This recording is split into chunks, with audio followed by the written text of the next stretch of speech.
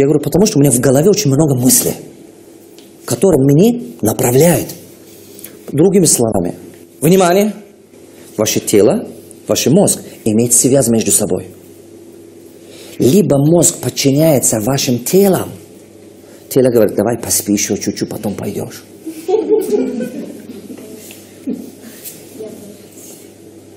Заметили? Тело говорит, ну и ладно, хватит, зачем, все равно умрем.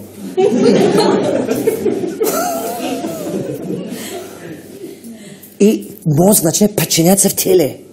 Когда мозг начинает подчиняться в теле, плод начинает управлять разум, человек станет тупой. Извините меня за грубость, но это так. Человек потихонечку станет лентяй, человек потихонечку не задумается, и включит телевизор, сидит, валяется. Не знаю, или свадьба, или что-то-нибудь. Ну, вечеринка. Поздно пришли домой. Но вы приходите домой, видите, вы пришли час ночи, видите, что дети без вас там все разбрасывали, кухню покушали, не смогли убрать, игрушки все разбросаны дома. Они же обычно, когда родителей нету, они же там сели свой базар строят же они. И вот такой комнаты, квартиры. А вы очень уставшие, бросали свои сумочки и тоже пошли спать.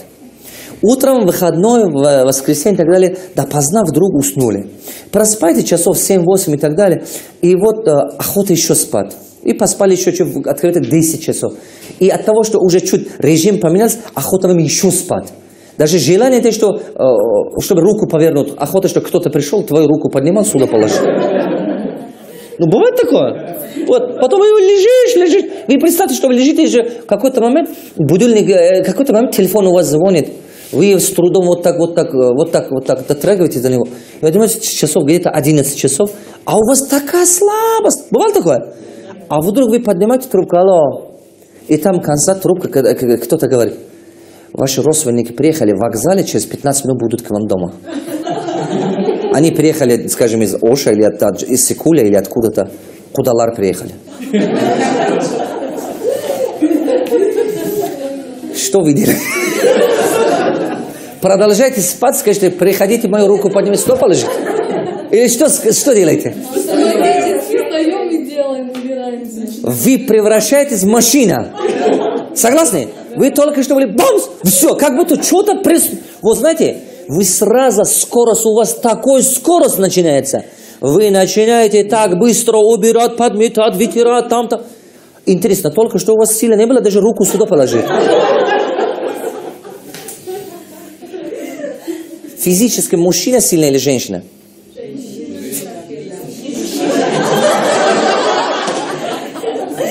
Ребята, я опасный человек. Я говорю физически. Мужчина. А морально? О! Кто этот секрет понял? Мужчина, у него терпения не хватит. Я хочу, чтобы этот секрет вы поняли. Почему женщины могут 2-3 работы работать? Потому что у них в голове постоянно мысль, детей надо кормить, мужу надо чай поставить, надо успеть убирать, надо пройти воду дать. У них в голове постоянные мысли. Программа. Да. У них, а мужчина пришел, чай поставь. Потише. Смотри, свой телевизор, у него в голове там, что творится в Китае, Украина что делает, Россия, Путин что сказал. Собственные проблемы вот так.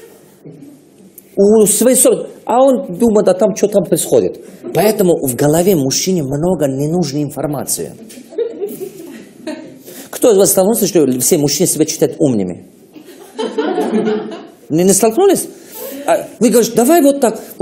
Большинство мужчин, потому что у них много информации в голове. Очень ненужной информации, которую они вообще в жизни не используют. Они часто смотрят эти газеты, эти телевизоры, которые вообще ненужные вещи запихать. А сейчас в последнее время появились еще одноклассники, в Фейсбуке, ерунда. Там каждый какую-то ерунду, там ой-ой-ой. Сейчас выборы, понял? То есть, я что хочу этим сказать? Я хочу сказать, что связь между вашим мозгом и вашим телом, внимание обратите, чем меньше у вас в голове негативные мысли и так далее, тем больше у вас умственная энергия больше. Если чем конкретнее у вас есть появляются какие-то задачи, какие-то цели, тем ваш разум управлять ваше тело. Тело начинает набирать силу, он пойдет делать, что-то делать, потому что мозг знает, что делать. Я пример привез вас, эта ситуация дома, лежите и так далее, о том, что произошло, откуда у вас энергия появилась, что вы встали быстренько начали убрать дома. Мысль изменилась. У вас просто всего лишь изменилась мысль. Ситуация ничего не менялась. Дома как был, так и был. Тело так и был, как был. Вы же витамин не уколили, чтобы энергия появилась. У вас изменилась всего лишь один мысль в голове. До этого был мысль такой: как я устал, давай полежу еще чуть-чуть. Поэтому вы лежали. Как изменилась мысль, вы начали как автомат бегать. Люди мне говорят: откуда энергия? Я говорю: поработай здесь, у тебя будет много энергии. Они говорят: как? Я поработай тут.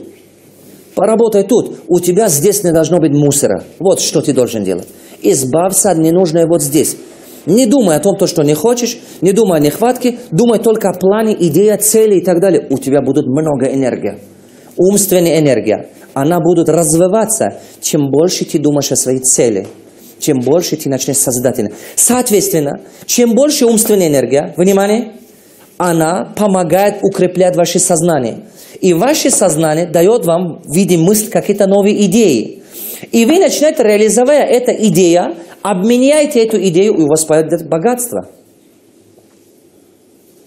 3 вещи надо понимать. Первое, внимание, технология. Технология формирования мышления изобилия. Первое, внимание, внимание. Внимание, внимание.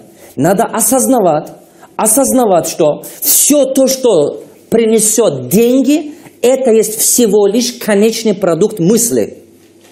Это мысль. Это что? Это не маркер, это мысль. Правильно? Это мысль. Вот это не камера, это мысль.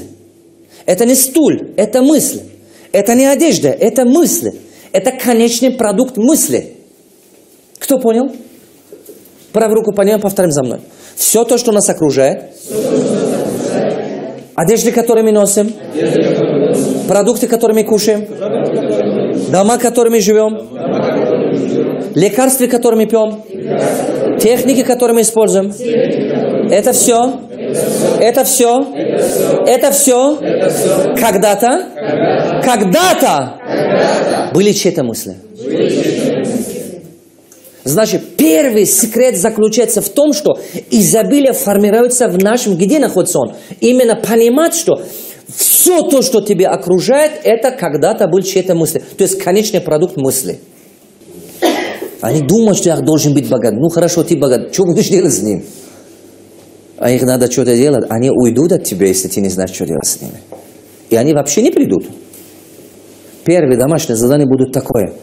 Нам нужно масштаб нашего мышления, нам нужно думать о изобилии, формировать изобилие. Следующая вещь. Внимание. Третье. Я буду сейчас пошагово пойти. Это четкие технологии, ребята. Следующая вещь. Значит, поток проходящих денег к моей жизни, внимание, поток проходящих денег к моей жизни, она пропорциональна, что отдаю я миру. Согласны? Или нет? Я продаю обувь. Чем больше обувь я обуваю, чем больше количество людям нравится мой обувь, тем больше денег придет ко мне. Поток поступающих денег к моим организациям или ко мне, моей жизни, она равномерно, пропорциональна потокам, исходящим, что я отдаю миру. Да? Например, я кафе держу, кормлю людей едой. Чем больше количество людей я кормлю, большим количеством людям нравится моя еда, чем больше, как сказать, принесу им приятное, они друг друга говорят, больше приходят. То есть получается, что я получаю деньги не потому, что у меня есть столовый или ресторан, только потому, что я большее количество людей кормлю. Так? Почему iPhone богат? Потому что больше количество людей его телефон использует. Почему Microsoft богат? Потому что больше количество людей его что? Программы используют. Почему? Потому что они больше количеством людям смогли отдавать то, что люди нуждались. Значит, внимание, барьера, которая в сознании людей сидит, почему у них деньги не появляются в изобилии, заключается в том, что они только думают, как больше зарабатывать, но не думают, что отдавать миру. И большинство людей хотят брать от жизни. Они говорят, ты мне отдай, потом я когда-нибудь тебе что-нибудь сделаю. Они пытаются от жизни много хватать. Жадности люди развиваются таким образом. Надо отдавать миру, а не забирать.